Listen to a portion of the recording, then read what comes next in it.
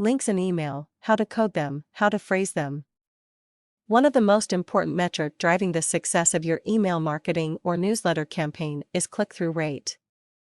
It doesn't take a great deal of intimate understanding to know that if you can't convince subscribers or readers to click from your email to your website or landing page, you can't monetize them.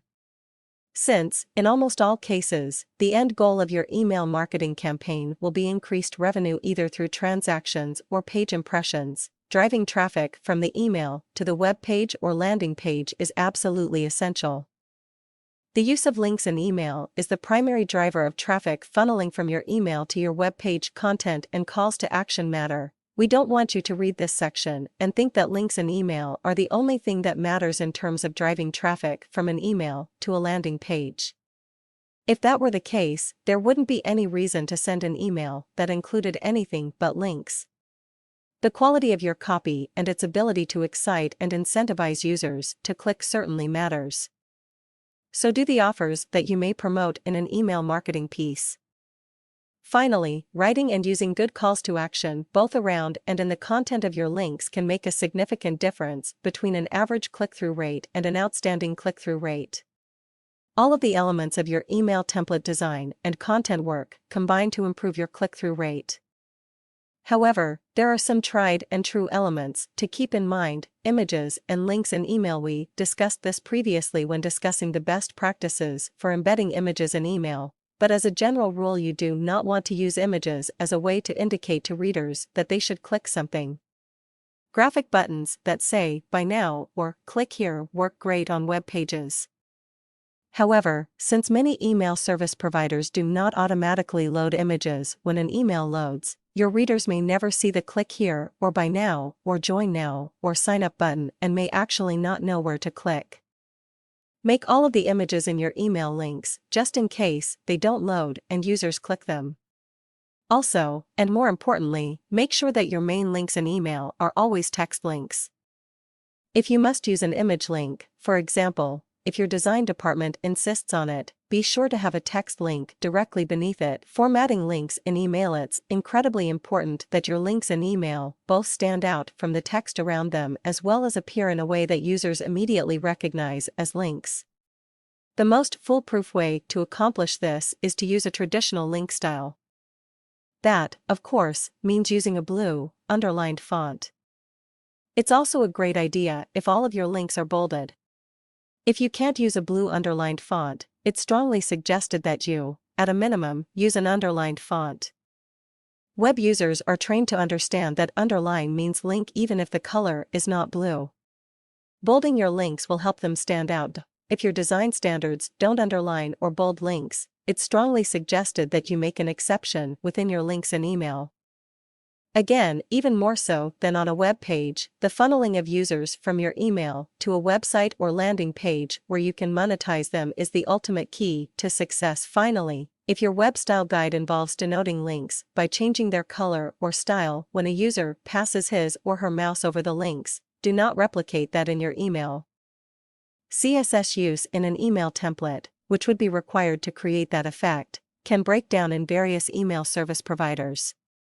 Additionally, you're then relying on users and readers to actively mouse over your email text in order to find links.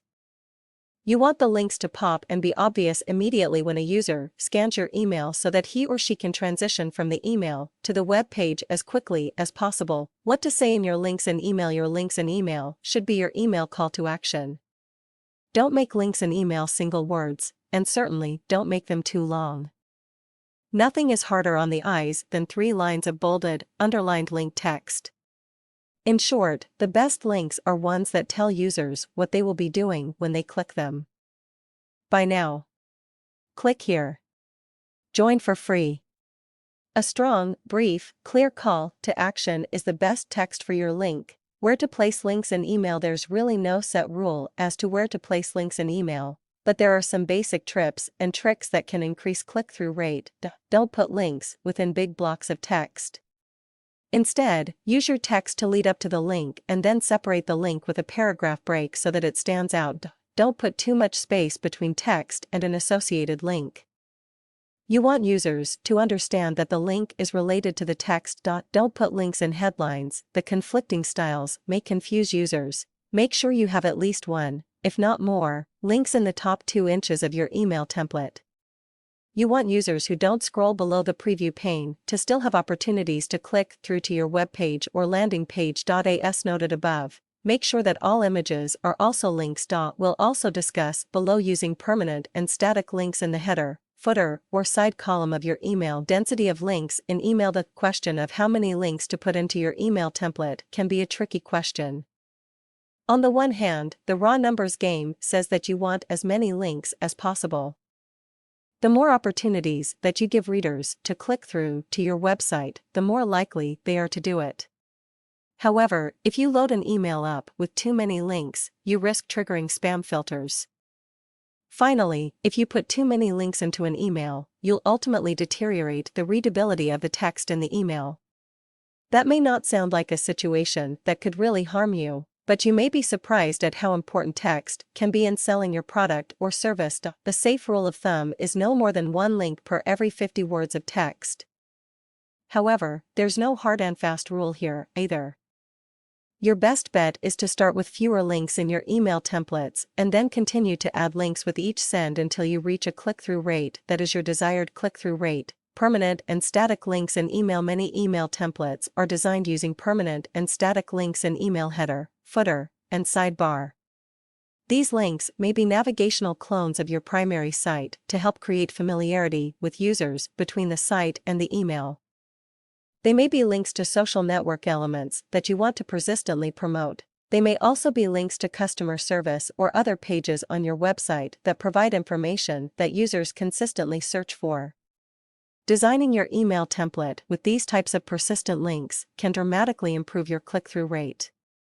The information or pages that the links drive to are content or destination pages that you've identified as high user interest.